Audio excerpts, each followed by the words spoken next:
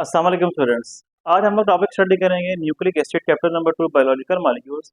आज हम first of all इसका जो है ना इंट्रोडक्शन देखते हैं कि न्यूक्लिक एसिड आखिर क्या चीज़ है, किस तरह के होते हैं ये।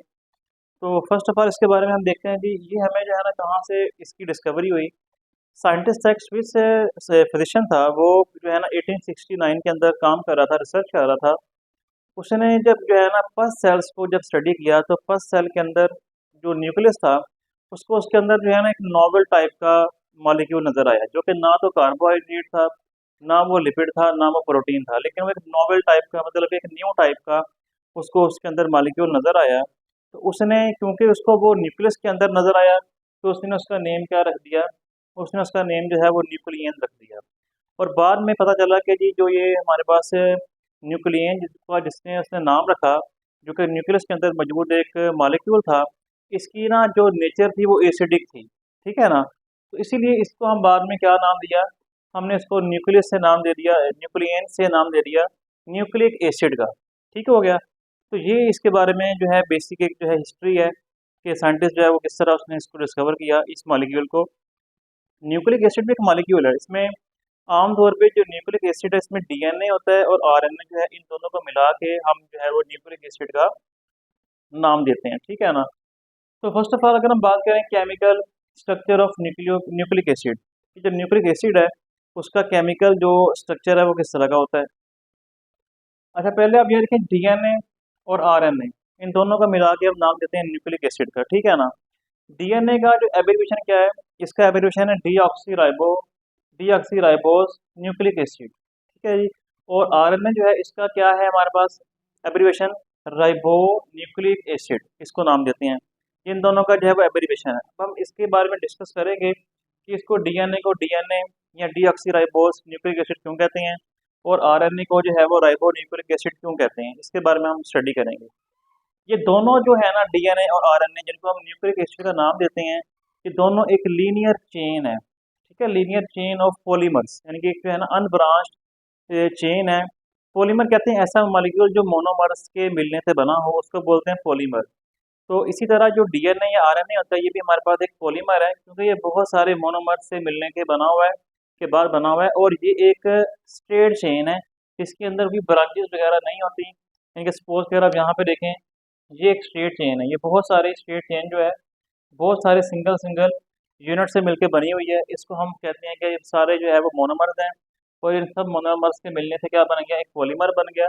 और इसके अंदर कोई ब्रांच नहीं है, यानी कि यहाँ से साइड से इधर से इसके अंदर से कोई जो है ना ब्रांच वगैरह नहीं निकलती। तो ये स्ट्रेट एक चेन है, तो उसको हम बोलते हैं कि अनब्रांच चेन है पॉलीमर की, डीएनए और आरएनए दोनों ही।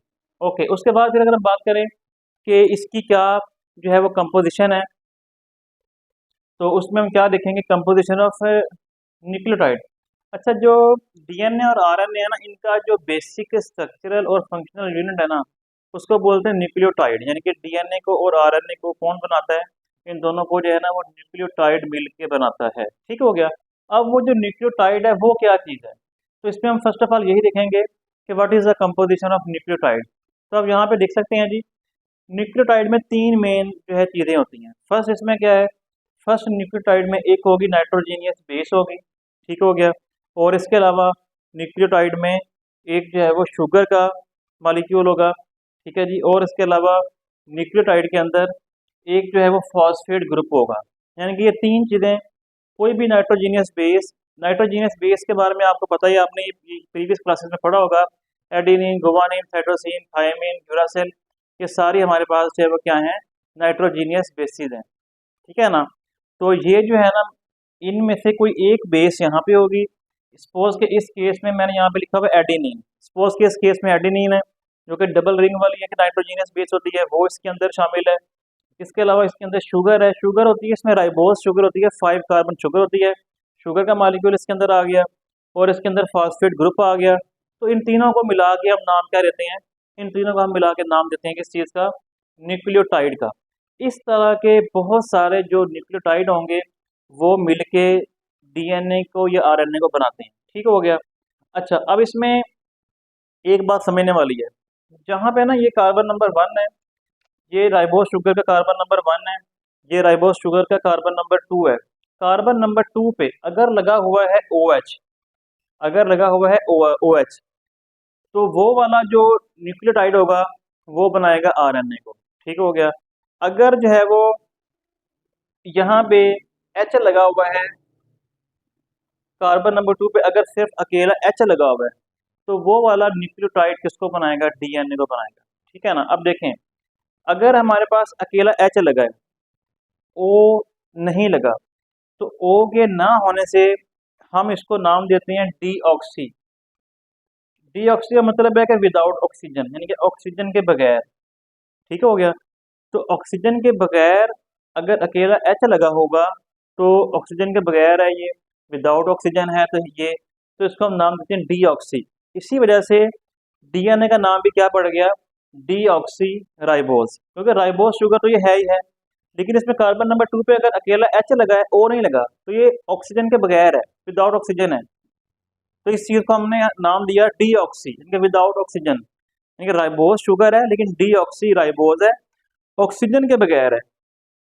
तो इस तरह ये वाला जो न्यूक्लियोटाइड होगा, इस तरह के बहुत सारे न्यूक्लियोटाइड जिसमें सिर्फ अकेला H होगा, कार्बन नंबर 2 पे, वो डीएनए का बनाएगा। ठीक हो गया। अगर यहाँ पे पूरे का पूरा OH ग्रुप लगा होगा, तो ये किसको बनाएगा? ये RNA को बनाएगा।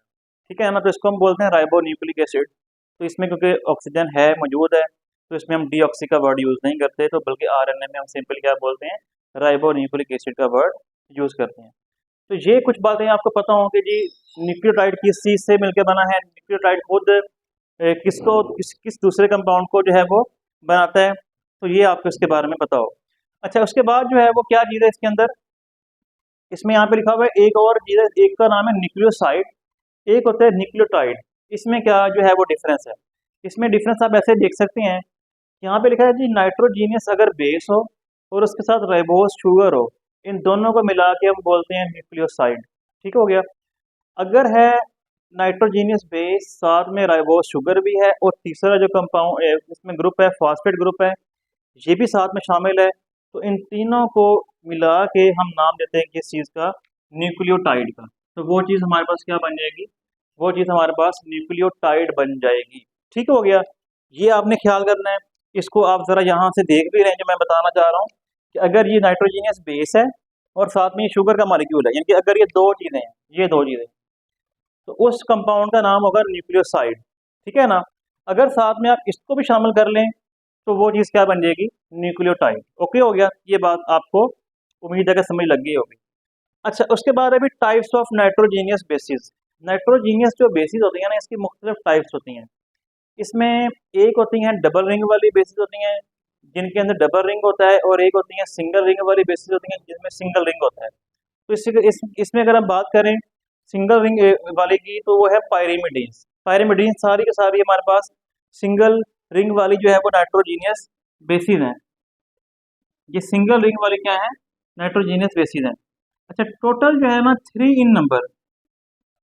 सिंगल रिंग वाली जो है 3 उनका नंबर है, 3 है वो। इसमें पहली कौन सी है? थायमीन, साइटोसिन और यूरासिल। ये तीनों जो आपको बेसिस मिलेंगी, इनके अंदर आपको एक सिंगल रिंग मिलेगा इस तरह का, इसमें आपको एक सिंगल रिंग मिलेगा। ठीक हो गया।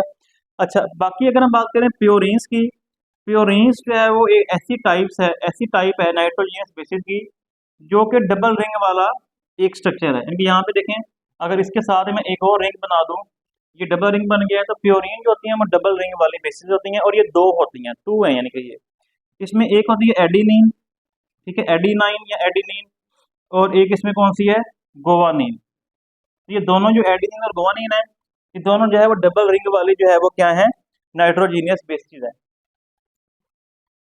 ओके। एक बात आपने जो अपने माइंड में रखनी है वो ये है कि थायमीन जो है ना, ये not present in the RNA. Thymine जो है वो आरएनए में नहीं होती, ये सिर्फ डीएनए में होती है। ठीक हो गया। अच्छा, एक और बेस है uracil, is not present in the DNA.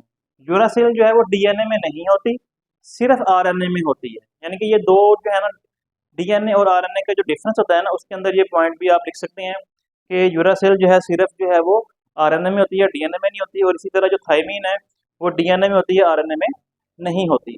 तो ये आपने बात जो है वो अपने माइंड में रखनी है। अच्छा, अब इस टॉपिक का जो सबसे इम्पोर्टेंट जो पॉइंट है ना, वो ये वाला है। इसमें लिखा हुआ है पॉलीमराइजेशन ऑफ न्यूक्लियोटाइड। न्यूक्लियोटाइड जो दो होते हैं उनको हमने आपस में कंबाइन करवाना है, जोड़ना है, ताकि क्योंकि न्यूक्लियोटाइड के मिलने से ही डीएनए बनता है। तो हमने ये देखना है कि न्यूक्लियोटाइड आपस में किस तरह अपने आप को आपस में वो अटैच करते हैं। ठीक है ना। अब आप यहाँ पे देखें, यहाँ पे हमारे पास मैंने यहाँ पे एक यहाँ पे ये वाला लिया हुआ है न्यूक्लियोटाइड, ये इसमें नाइट्रोजीनियस बेस है, ये इसमें राइबोज शुगर है, ये इसका फॉस्फेट ग्रुप हो गया। ठीक है। अच्छा, फॉस्फेट ग्रुप जो ये इसका हो गया। उसके अलावा यहाँ पे नीचे आपको नजर आ रहा है, यहाँ पे मैंने एक और लिया हुआ है न्यूक्लियोटाइड, एक और लिया हुआ है, ये इसका, ये हमारे पास नाइट्रोजीनियस बेस है, यहाँ पे राइबोज शुगर है, और साथ में इसके ये फॉस्फेट ग्रुप लगा हुआ है। यहाँ पे फॉस्फेट ग्रुप मैंने एक लगा दिया है, यहाँ मैंने जो है वो 3 जो है ना फॉस्फेट ग्रुप लगा दिए हैं। ठीक है ना। अच्छा, अब हमने आपस में इनको जोड़ना है। होता क्या है, यहाँ पे देखें carbon number 1, carbon number 2, carbon number 3, carbon number ये 4, और ये वाला जो out of the ring carbon number 5 है। कार्बन नंबर 5 के साथ यहाँ पे लगा हुआ है फॉस्फेट। ठीक हो गया। ये वाला जो फॉस्फेट, इसके ऊपर OH लगा होता है। ठीक है ना। OH जो होगा ना, ये वाला OH, अब इस OH को आप देखें और ऊपर से ये देखें, यहाँ पे एक और ये वाला राइबोज शुगर है, इसमें carbon number 1, carbon number 2, carbon number 3 पे क्या लगा हुआ है, OH लगा हुआ है। कार्बन इस राइबोज के कार्बन नंबर 3 पे जो OH लगा हुआ है, और इस फॉस्फेट के साथ, ये फॉस्फेट इस वाले न्यूक्लियोटाइड का हिस्सा है, इसके साथ भी OH लगा हुआ है फॉस्फेट के साथ। ये वाला OH और ये वाला OH, इनका आपस में होगा रिएक्शन। ठीक है ना। जब इनका रिएक्शन होगा तो यहाँ से जो है वो OH निकल जाएगा, यहाँ से जो है वो हाइड्रोजन निकल जाएगा, ये दोनों मिलके क्या बना देंगे, ये दोनों मिलकर वाटर का मॉलिक्यूल बना देंगे। ठीक है जी, वाटर का मॉलिक्यूल बन गया। इसीलिए हम इनको जो है ना, इस रिएक्शन को जो है ना कंडेंसेशन रिएक्शन भी कहते हैं, क्योंकि वाटर का मॉलिक्यूल इसमें से निकलता है, तो हम इसको जो है ना वो कंडेंसेशन रिएक्शन भी कहते हैं। इसको हम डिहाइड्रेशन रिएक्शन भी कहते हैं, क्योंकि इसमें वाटर निकलता है। तो जिसमें वाटर निकल जाए उसको डिहाइड्रेशन भी कहते हैं, और जिसमें वाटर निकले उसको कंडेंसेशन रिएक्शन भी कहते हैं। तो वाटर का मॉलिक्यूल यहाँ से निकलेगा। ठीक हो गया। ये वाला जो ऑक्सीजन होगा, ये वाला ऑक्सीजन इस वाले फॉस्फेट से बॉन्ड बना लेगा। अब यहाँ पे देखें, जब ये वाला जो है ना फॉस्फेट, ये इसको मैं यहाँ से निकाल देता हूँ।